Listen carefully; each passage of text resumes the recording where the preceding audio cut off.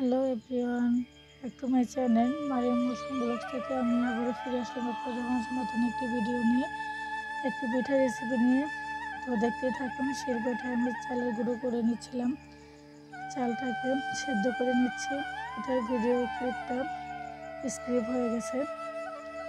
তো চালের আটাটা ভালো করে নরম করে নিতে হবে, হাতের সাহায্যে ম্যাশ করতে হবে।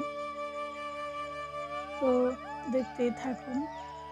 দেখেন এরকম সফট করে ম্যাশ করতে হবে যাতে পিঠার এটা ফেটে না যায়। বেশি নরম না করলে পিঠাটা ফেটে যায়। দেখেন আমি বড় আকৃতি করে নিয়েছি আর দেখেন কতটা নরম হয়েছে। হাত দিয়ে ধরলেই বোঝা যায় যে অনেক সফট হয়ে গেছে। দেখতে পাচ্ছেন, আসলে শীতের দিনে পিঠা খাওয়ার আনন্দটাই অন্যরকম। গ্রাম বাংলার মানুষ আগে সকাল সকাল উঠে চাল গুঁড়ো করতে চলে যেত ঢেঁকিতে। তো সেই দিনের কথাগুলো খুব মিস করি। ওই দিন তো আর ফিরে পাবো না, কারণ এখন আর সেই ঐতিহ্যটা আর নেই, সেগুলো এখন বিলুপ্তির পথে। ছোটোবেলায় দেখেছি মা খালা চাচিদের সকাল সকাল চাল নিয়ে চলে যেত ঢেঁকিতে গুঁড়ো করার জন্য। সেই দিনগুলো খুব মিস করি। সেগুলো এখন আর হয় না, কারণ এখন ডিজিটাল বাংলাদেশ। সবাই এখন চালের গুঁড়ো মেশিনে না হয় ব্লেন্ডারে গুঁড়ো করে। সেই দিনগুলো আমরা পেয়েছি, কিন্তু আমাদের বাচ্চারা তা আর পাবে না। আসলে দিনে দিনে অনেক চেঞ্জ হয়ে যাচ্ছে। আমরা যা পাচ্ছি আমাদের সন্তানেরা তা পাবে না, আমার সন্তানরা যা পাবে তার সন্তানরা তা পাবে না। আসলে নিয়তিটা এরকম। যাই হোক, পিঠাগুলো শেপ করে নিচ্ছিলাম লম্বা লম্বা করে। এগুলোর একটা শেপ দিতে হয়, না হয় পিঠা বানানো যায় না। এই দেখেন আমি অনেকগুলো করে নিয়েছি। এগুলোকে আবার সবগুলো করতে হবে এরকম। এগুলোকে আবার ছোটো ছোটো সেমাইয়ের আকৃতি করতে হবে। এই দেখেন এভাবে কেটে নিতে হবে। আমি এত দ্রুত কাটতে পারি না, এই জন্য আমার আম্মুকে দিয়ে কাটিয়েছি।